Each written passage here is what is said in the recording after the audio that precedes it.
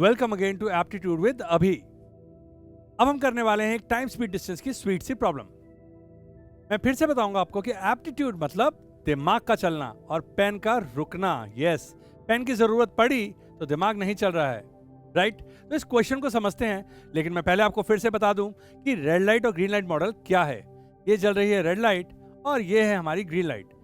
Red light का मतलब है आपको क्वेश्चन के बारे में सोचना है। जी हाँ, आज मैं आपको अगर 5 मिनट लगा रहा हूं, 4 मिनट लगा रहा हूं क्वेश्चन को सोचने के लिए, यही चीज आप एग्जाम में 15 सेकंड 20 सेकंड में कर सकते हैं। लेकिन आपको सोचने की होनी चाहिए प्रैक्टिस, और आपको पता होना चाहिए कि किन किन चीजों का ध्यान रखना होता है इस टाइप के क्वेश्चंस में। तो रेड लाइट मतलब आपको चिल करना है, पेन को आराम देना है, दिमाग और आंख खुली रखनी है और सुनना है कि मैं क्या कह रहा हूं। नाउ इस क्वेश्चन को रीड करते हैं। If I walk at 4/7 of my usual speed. 4/7 का मतलब आई एम थिंकिंग लाउड। जो भी मेरे दिमाग में क्वेरी आ रही है मैं उसको जोर से बोल के बताऊंगा। आपके दिमाग में भी वो क्वेरी आ सकती है। 4/7 का एग्जैक्ट मतलब आप बोलेंगे तो पता है ना, 4/7 is a fraction, it's a proper fraction. But भाई 4/7 का बिल्कुल चीर फाड़ कर दी जाए, पोस्टमार्टम कर दिया जाए तो क्या निकलेगा? 4/7 मतलब 7 में से 4।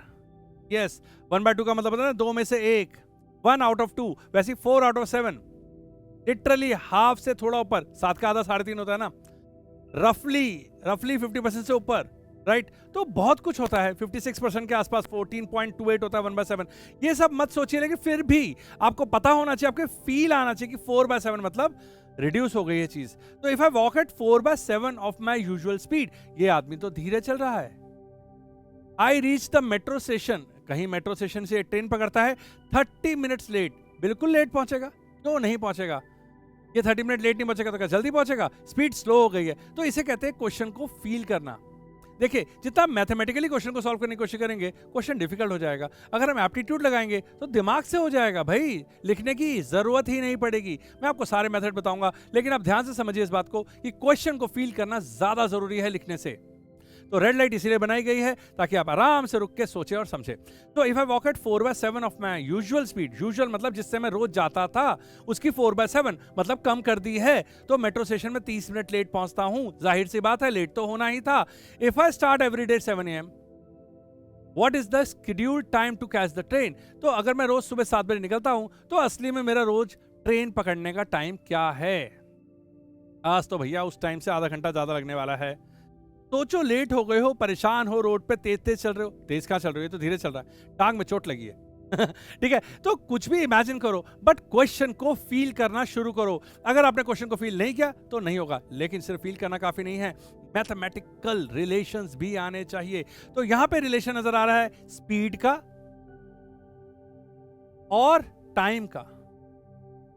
तो स्पीड और टाइम को अगर हम ध्यान से देखें तो स्पीड बढ़ती है तो टाइम कम लगता है, और अगर स्पीड धीरे हो जाती है तो टाइम ज्यादा लगता है। भाई धीरे धीरे आप साइकिल में जाओगे कहीं पे दूर तो देर में पहुंचोगे, बाइक पे जाओगे तो जल्दी पहुंचोगे। सिंपल सी बात है। मतलब ये नहीं कह रहा कि कौन तेज चला रहा है, माना जाता है कि भाई बाइक ज्यादा तेज चल सकती है और साइकिल धीरे।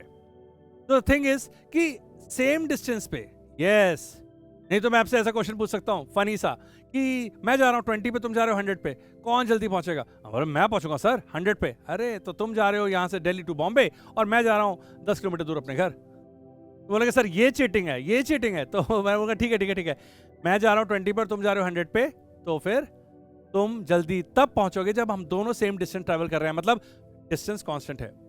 तो स्पीड और टाइम इनवर्सली प्रोपोर्शन होता है। जो तेज चलता है वो जल्दी पहुंचता है, जो धीरे चलता है उसको ज्यादा टाइम लगता है सेम डिस्टेंस कवर करने में। ये रिलेशन अगर आपको समझ में आता है तो मजा आ जाएगा जी, मजा आ जाएगा। टाइम स्पीड डिस्टेंस के आधे से ज्यादा क्वेश्चन तो यू सॉल्व हो जाएंगे। बताऊं इसको फील कैसे करना है, मैथमेटिकली कैसे फील करना है? देखिए, स्पीड आपने कर दी लेट्स से 1 से 2, डबल कर दी।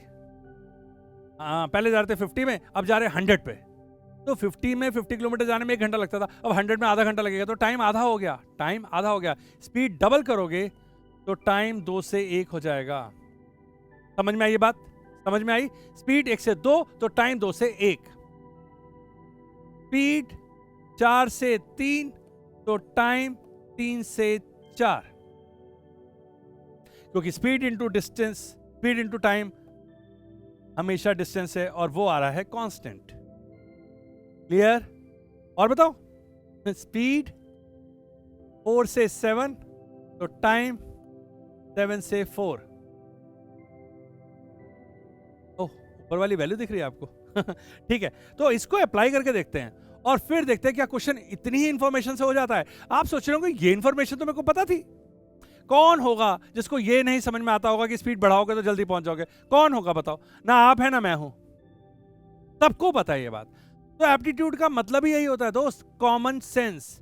आपको थोड़ा बहुत मैथ्स आना चाहिए, थोड़ी सी हिम्मत होनी चाहिए और आपकी इमेजिनेशन दुरुस्त होनी चाहिए, बस हो गया एप्टीट्यूड आराम से। तो डरने की बात नहीं है। आप देख रहे हैं एप्टीट्यूड विद अभी, और मेरा ये स्टाइल है कि मैं आपको बताऊंगा कि ये कोई भी कर सकता था।